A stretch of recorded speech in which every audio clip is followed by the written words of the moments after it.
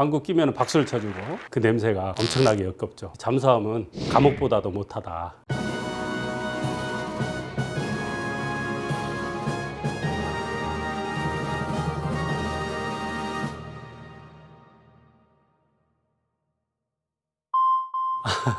참 오랜만에 들어보는 질문 같습니다. 사실 저는 중학교 때쯤까지는 아마 꿈이 없었던 것 같습니다. 저는 이제 제주도 산골 애월읍 곽지리에서 태어났는데요. 그런데 중학교 한 2학년 때쯤인가 여름방학 때 수영을 하다가 우리 친구가 이제 빠져 있는 걸 보고 제가 구조를 하게 됩니다. 구사일생으로 살아났는데 방학이 끝나고 전교생 앞에서 교장 선생님이 표창장을 저에게 주더라고요. 우연찮게 또 한강에서 시민을 구조하기 가서 시민영웅상 받고 너무나 기쁘고 정말 행복해서 이게 누군가를 구조하고 좋은 일을 하면 이런 행복을 느끼는가 그런 생각을 하면서 이제 해군 ROTC에 지원을 합니다. 해군에 보니까 군인을 구조하는 해남구조대가 있더라고요. 저기가 또 나의 특성에 맞겠다 해서 계속 생활하다가 잠수함 부대가 생긴 지 한 6년 정도 됐는데 잠수함이 워낙 열악하다 보니까 승조원으로 오려고 하는 군인들이 없었습니다. 그런 얘기를 듣고 내가 지원을 해야 되겠다.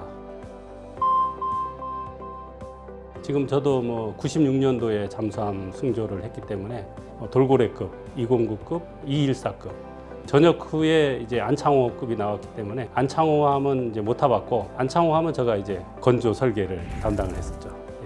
전역을 하고 근무처가 없는지를 물색을 하다 보니까 존경하는 선배님이신 그 문군식 국장님이 연락이 오셨어요. 양호석 감독님을 소개시켜 주더라고요. 군사 자문을 역을 주시더라고요. 또 세트장을 잘 만들어야 된다. 저는 그 세트장도 전문이다.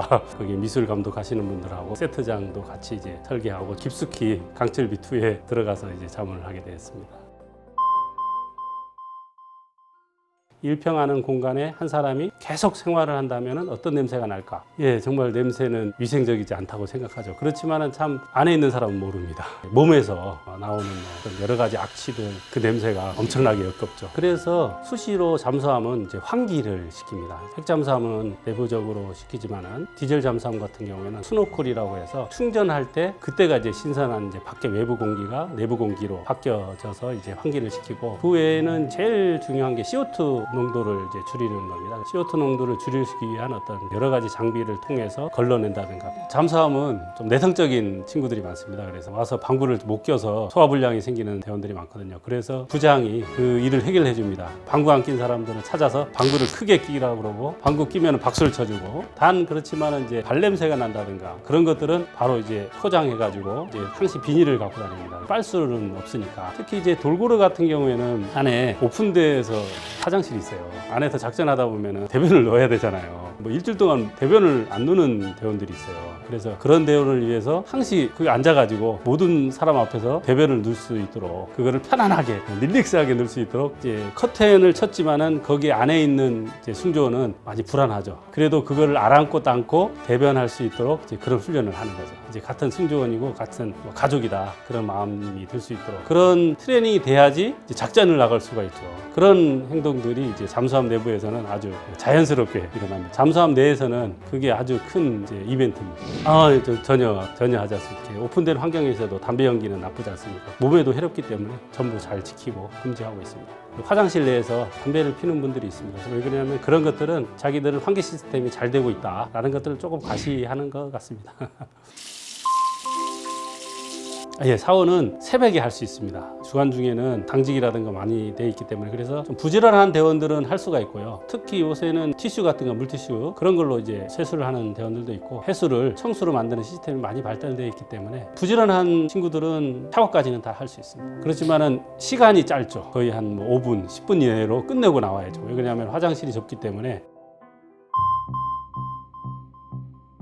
물이 샌다기보다도 물이 이제 나온다고 표현하는 게 더 좋을 것 같습니다. 왜 그러냐면은 잠수함은 외부 바다의 물과 연결된 외부 이제 압력선체라고 하죠. 압력선체가 있고 압력선체 안에 여러 가지 밸브들이 많습니다. 그 밸브가 누구의 어떤 오작으로 인해서 또 파손이 된다든가 압력이 이제 노출이 돼가지고 뿜어 나오는 그런 경우가 있어서 그런 경우를 대비해서 훈련을 많이 합니다. 일부러 또 열어둬가지고 압력을 노출시키게 해가지고 어느 부분에서 그런 것들이 작동이 되는지 그리고 또 누가 잠그는지 그런 일들은 일상화가 돼 있다고 생각하면 됩니다. 그 압력 선체가 샌다는 거는 방어할 수 없는 것이고 바로 이제 뭐 수장되는 것이고 그 외에 압력 선체 안에서의 물이 새는 거는 크게 뭐 동요하지 않고 그런 일이 있더라도 제어하고 방어할 수 있는 그런 능력들을 키우는 거죠.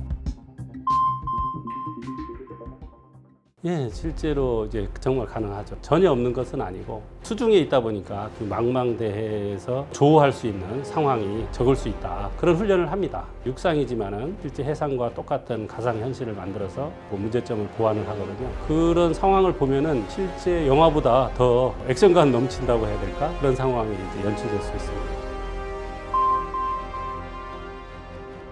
잠수함은 뭐 숨는다기보다도 그런 것들 잘 활용해서 작전을 한다.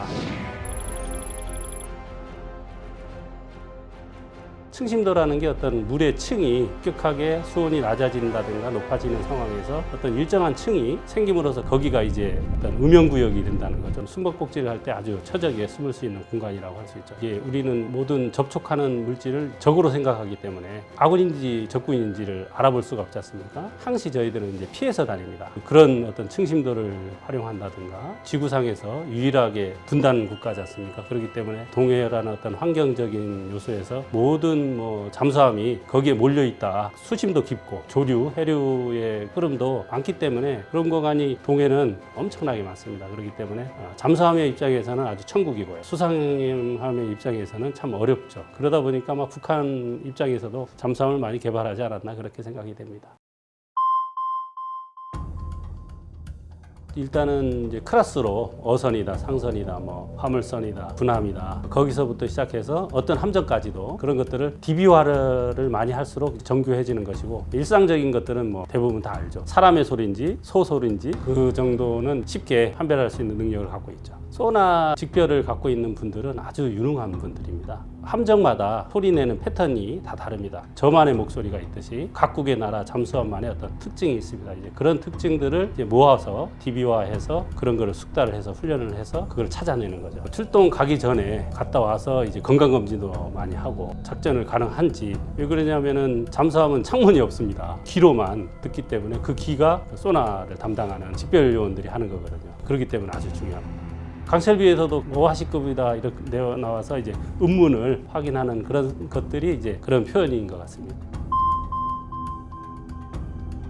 그렇죠. 이제 소음이라는 게 소리와 소리가 합쳐지면은 공명 현상이 일어날 수도 있고 큰 소리와 큰 소리가 합쳐짐으로써 소리가 또 줄어드는 현상도 있습니다. 그래서 소리가 어떤 형태로 일어날지 모르기 때문에 서로 조심하는 거죠. 그래서 영화에도 보면은 뭐 동전 소리가 떨어진다. 새벽에 시계 소리, 바늘 소리가 쩍깍쩍깍한 소리가 나듯이 물 수중에서는 아주 조용하기 때문에 그런 소리가 상대방 쪽에서는 아주 큰 소리로 들려서 접촉할 수가 있는 거죠. 그리고 이제 동전 소리가 난다는 자체는 이거는 특이한 소음이거든요. 특이 소음은 곧 잠수함일 수가 있거든요. 고래라든가 물고기 소리는 아주 일정하고 패턴이 있는데 갑자기 소리가 발생한다는 것은 누군가 거기가 있다는 거죠. 물속에 물체가 있다는 것은 잠수함일 것이고 잠수함이 있다는 것은 적일 수 있는 거죠. 그래서 바로 전투태세에 돌입해야죠. 바로 적으로 간주하고 부상시킬 것이냐 아니면 뭐 공격시킬 것이냐 상황별로 매뉴얼에 따라서 대처를 바로바로 하죠. 포획하는 게 제일 좋겠죠. 그리고 계속 도주한다면 어쩔 수 없이 공격을 하게 되겠죠. 저가 공격하는 것보다도 수상함이나 항공기가 와서 그 잠수함을 공격을 한다든지 잠수함은 24시간이 깨어있는 훈련이다. 그리고 잠수함은 출동이 곧 전투다. 뭐 훈련이 없다. 나가 있는 자체가 전투 생활이다라고 그렇게 표현을 합니다.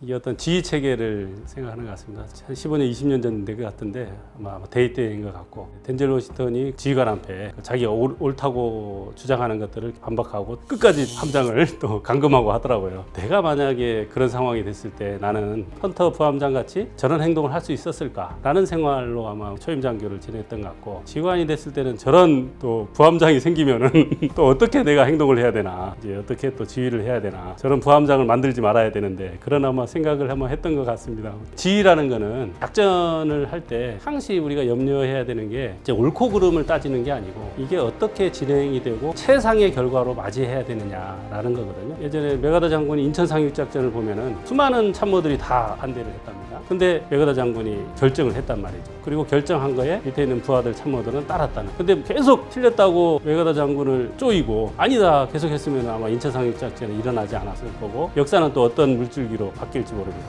또 만약에 이천삭 주장이 실패를 했다면 메가더 장군은 또 어떤 또 수모를 당했을까 그런 생각이 들거든요. 그래서 어떤 작전은 그 상황에 대해서 어떤 식으로 가는 것이냐, 작전이 실패했다 하더라도 역사의 물줄기를 바꿀 수 있는 큰 것이 아니면 한번 서로 간에 어떤 연쟁도 필요하고 서로 다른 의견도 받아들일 수 있는 어떤 용기도 필요하고 그런 것 같습니다. 근데 큰 작전은 실패하면 안 되겠죠. 잠자리도 불편하고 조리장이 매일 그 입항을 하면은 한번 탈출을 고려를 해봐야죠.